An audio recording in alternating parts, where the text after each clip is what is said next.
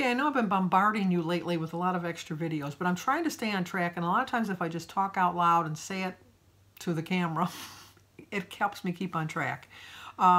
These are 13 low-fat foods that you can try to put in your diet. Low fats are really good because they kind of fill you up, and they're not high in calories, and they have lots of minerals and vitamins and things like that that you need. The first thing they tell you that you should eat is a lot of dark green or leafy vegetables, leafy greens. Unfortunately, they had a recall on, I think it's was it the romaine? I think it was the romaine. They never recall cupcakes or cookies or chips or stuff like that. It's always something healthy, it seems like. But there are other choices. You can have kale, spinach, arugula, collard greens, or Swiss chard. I've never had Swiss chard, and I've never tried collard greens, and I'm not a big fan of arugula. It's just not my cup of tea, as they say.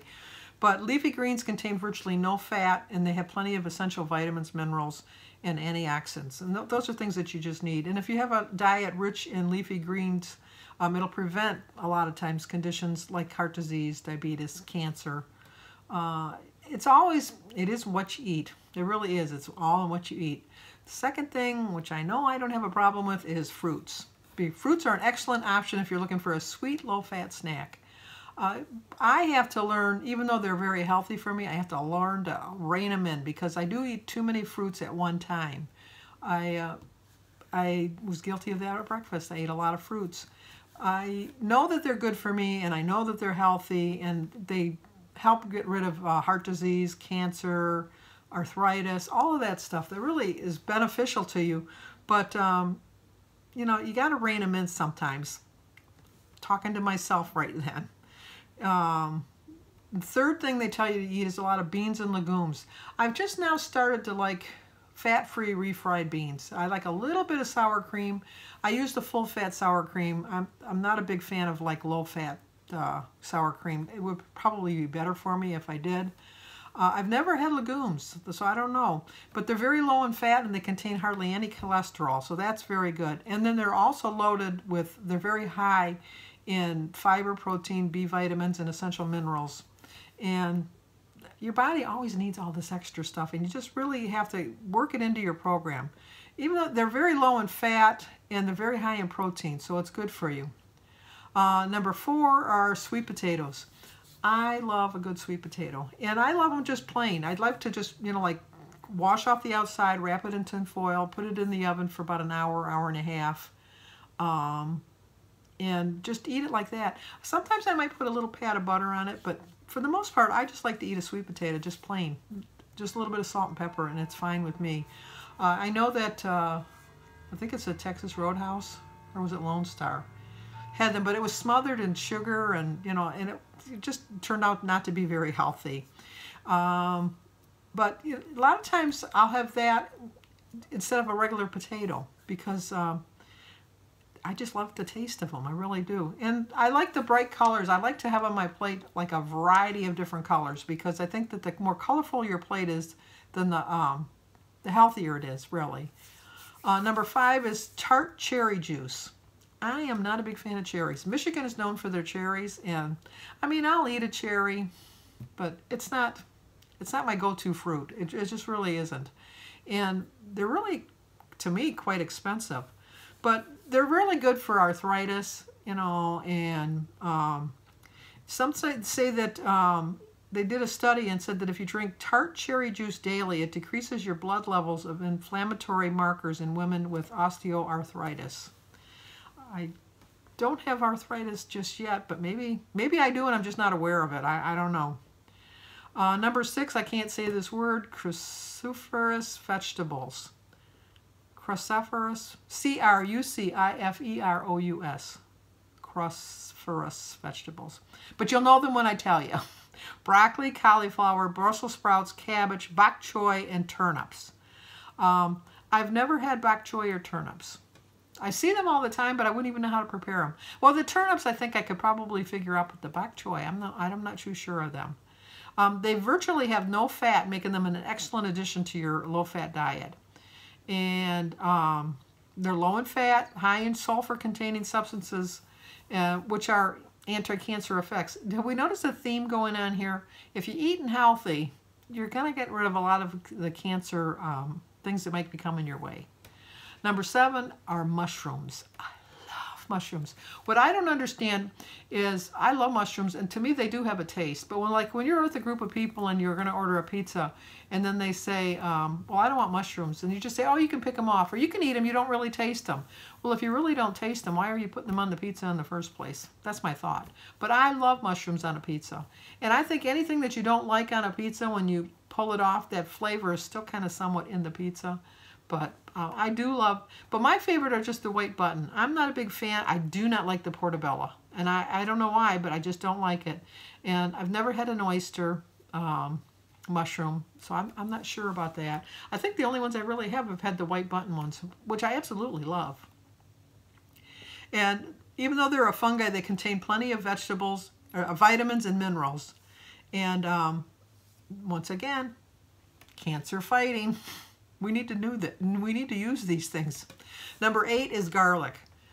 I love garlic. I have a garlic press, but I never buy garlic. I use a lot of garlic salt or garlic powder, and I know I should probably use fresh garlic because it would probably be better for me. But it's been around forever and ever, and everybody has it in everything. And it's got a really bold flavor, so you really got to like it. A lot of times I like to put it on a bread, like if I have garlic bread. I know if you figure it into your points, you can take some bread, do some butter, put some garlic in it, and just put it on your bread, and then like put it in a broiler. And it's pretty good. I mean, it's extra points, but you know, sometimes you just gotta have those points. You just have to have them. Number 9 are ancient grains. I've never tried any of these grains. Farro, bulgur, spelt, and quinoa. I've never had not one of them, so I don't know. But I guess they're just, people used them more when there wasn't a lot of wheat and corn like there is now. I think we eat more wheat and corn. But let me know if you've eaten them, because I haven't. Number 10 is white lean fish, which is haddock, cod, perch, and pollock. I'm going to have some cod tomorrow. But I think instead of getting fish and chips fried, I think I'm going to get fish and chips broiled. That'll be my compromise, because I do like the fish and chips. And I think if I don't have it deep fried, if I just choose the healthier option to have it, or if I do get it fried, even though it's still going to be fried, just not eating the batter. But I'm pretty sure that I'm thinking that there'd have to be an option where I can get broiled fish. And I do like that. I'm not a big fan of, what do you call it? Tartar sauce. I dip my fries in tartar sauce and I put ketchup on my fish. I do it the opposite way. Most people do it like they use the tartar sauce on their fish and then they dip their fries in I do not like a French fry with ketchup on it. My heavier days would always either use mayonnaise, dip my fries in mayonnaise or tartar sauce, or I know it sounds really gross, but mustard. I love French fries with mustard. And mustard's free, so that's kind of like works out for me. Number 11 is something I eat a lot. Did you see the feathers? Chicken breasts. I eat a lot of chicken. Because Jim always, that's a joke when Jim and I go out to eat. He'll say, what form of chicken are you going to have with your meal tonight? No matter where I go, I always tend to go towards the chicken dish. It's like the leanest part of the chicken, but it's the best part for me. I know that they say the darker meat is tastier. I'm not a big fan of dark meat. I don't like a chicken leg. I don't like a chicken thigh. Like turkey, I don't like the dark meat in the turkey. I like a light white skin, or the white meat. That's what I eat. Number 12 is low-fat dairy. I used to always just drink whole milk, and then we kind of worked our way down. We went 2%. We did try skim, and to me, skim is just like putting a little bit of regular whole milk on the bottom of the glass and filling it the rest of the way up with water. No. So I drink the 2%. I don't drink nearly as much milk as I used to drink. I use it a little bit in my cereal. Occasionally, I'll have it with a meal, but for the most part, I've really cut back on that. But I do eat a lot of cottage cheese, but I eat the 4% fat. I don't like a low-fat cottage cheese. I don't like a low-fat cheddar cheese or any kind of like that. I'll just use the points and get the cheese that I like. I understand that the low-fat or skim or fat-free and things like or yogurt, they're better for you. They really are. But I think that if anything that you have in moderation is not going to hurt you. It's just when you go crazy, that's when it's going to hurt you. Number 13 are egg whites. While whole eggs are not considered a low-fat food, egg whites are. That's why you got to really be careful on Freestyle, because eggs are 0 points, but eggs still have calories. And I remember back in the day, the yolk was the worst part, and you were only supposed to eat the whites. And I thought, no, I just won't eat an egg. I just won't. You know, like I don't like an egg white omelet. I'm just not a fan of egg whites. I would rather just use the points, and I do. I use the points, and it's not really that it's points because it's 0, but I don't go crazy like I used to. If I'm going to make myself some scrambled eggs in the morning, I do use 2 eggs. But if I'm going to eat just a hard-boiled egg, I only eat 1. I don't like fried eggs. I don't like poached eggs. I do like an omelet, but unfortunately, when you go out to eat, you can order a 2-egg omelet, but it's I don't know, it's just, I usually get a 3-egg omelet and I only eat half of it. And unfortunately, I don't eat the other half and I don't bring it home because I don't like a reheated egg. Sometimes Jim will eat it, like we'll split it, but he'll order pancakes and then I'll just give half of the omelet to him, so he'll have pancakes and then half of an omelet. But when you just order a 2-egg omelet, they still seem to pack all the same amount, like, because I get like a Western omelet, they still seem to pack all the same amount of food in it, in the egg, but it's just not the same. Well, the bottom line is that you got to decide if this is what you want to do, whether it's for medical reasons or personal reasons.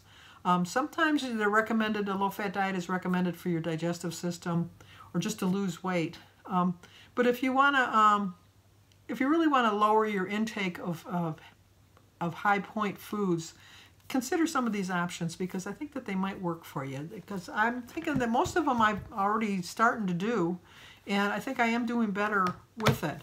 I'm trying today to eat pretty healthy because we're going out for dinner, but I have in my mind that I'm going to order something healthy. I really do. So give this video a like.